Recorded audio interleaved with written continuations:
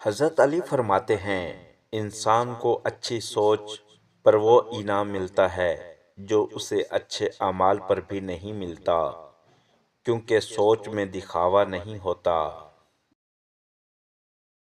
حضرت علی فرماتے ہیں، تمہارے لیے لازم ہے کہ نرمی اختیار کرو، کیونکہ جو شخص نرمی سے کام لیتا ہے اس کا کام مکمل ہو جاتا ہے۔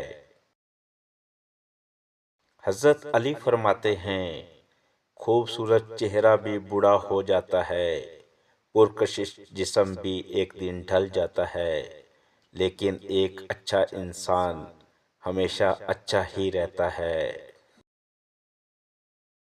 حضرت علی فرماتے ہیں، زندگی جب بھی رلائے تو سمجھ لینا گناہ معاف ہو گئے، اور زندگی جب ہنسائے تو سمجھ لینا دعا قبول ہو گئی۔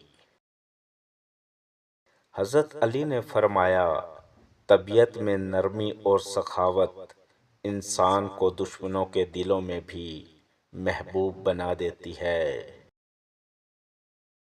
حضرت علی نے فرمایا، آپ کسی کو بھی دو چیزوں کے لیے زبردستی مجبور نہیں کر سکتے، ایک محبت اور دوسرا عبادت، دونوں دل سے ہوتی ہے۔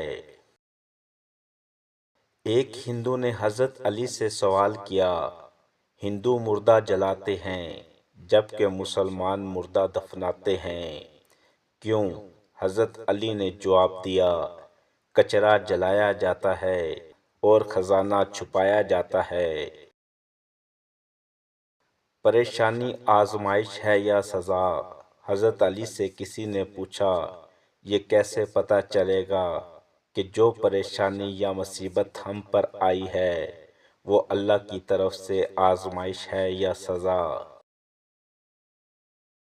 حضرت علی نے فرمایا، جو مصیبت تجھے اللہ کی طرف لے جائے وہ آزمائش ہے، اور جو مصیبت تجھے اللہ سے دور کر دے وہ سزا ہے۔ حضرت علی نے فرمایا، دوست اور خون دونوں کی جگہ دل میں ہے، فرق صرف اتنا ہے، خون دل سے ہو کر گزرتا ہے اور دوست دل میں آ کر رک جاتا ہے۔ دوست کو پہچاننے کا طریقہ یہ ہے کہ اس کی حد سے زیادہ عزت کرو، اگر عزت کے بدلے عزت دیتا ہے تو وہ انمول ہیرا ہے۔ اگر آپ کو کمزور اور خود کو اعلیٰ سمجھے تو وہ دوستی کے لائق نہیں۔ ویڈیو پسند لگی ہو تو لائک اور شیئر ضرور کریں۔ شکریہ۔